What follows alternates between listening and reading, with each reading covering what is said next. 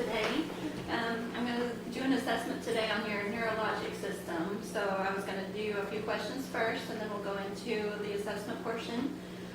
Do you have any family members that might have a neurologic condition? No. Okay. Have you ever been diagnosed with a neurologic disorder yourself? No. Couldn't include any kind of like stroke or epilepsy, multiple sclerosis, anything like that. Have you ever had a seizure or a convulsion of any kind? No. Have you had any recent visual disturbances? No.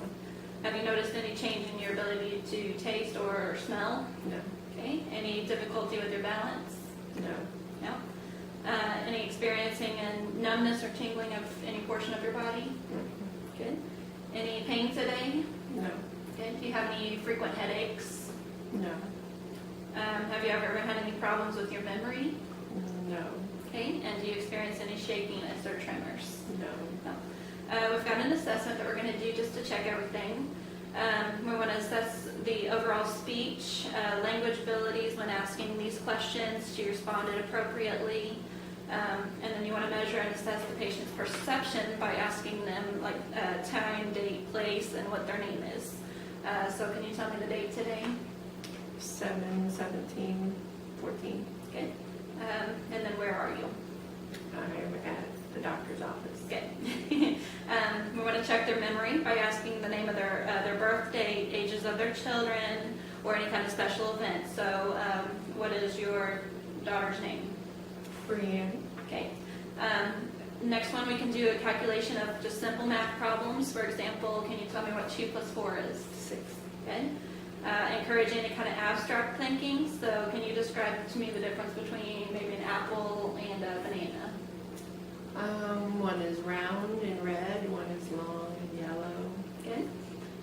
Evaluate overall just mood, her emotional state. And then during this observation or assessment, you can observe any kind of facial expressions, tone of voice to make sure everything is appropriate responses. You can also assess any cranial nerves. The first one is olfactory, which is your smell nerve. So with this one, we're going to do eyes closed and then close one nostril at a time. I'm going to place something in front of your nose and let me know what you smell. Peppermint. Okay, good.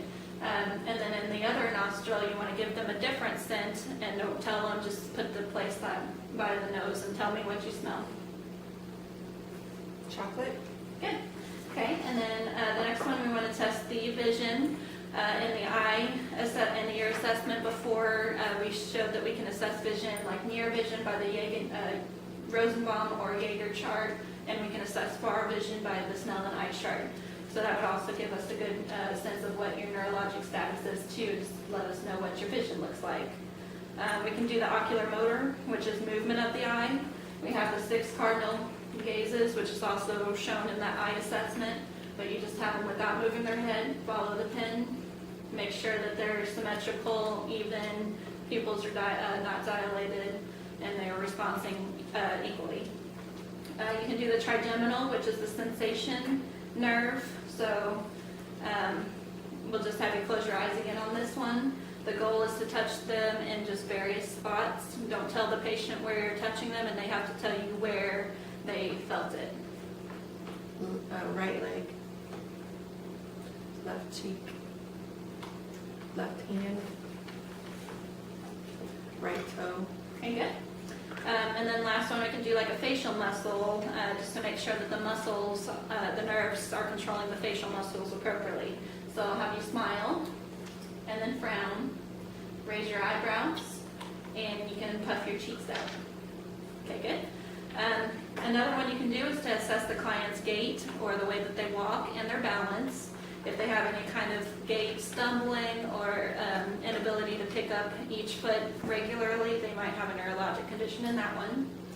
You can do a finger to nose test, so you can extend your right and left arms out to your sides, closing your eyes. You want to touch your right finger to your nose. And then return to normal position, and left finger to the nose. Okay, good. And then open your eyes, and we'll repeat it again. Right and the left. Okay. You want to distinguish the ability, or the chest the ability to distinguish temperature.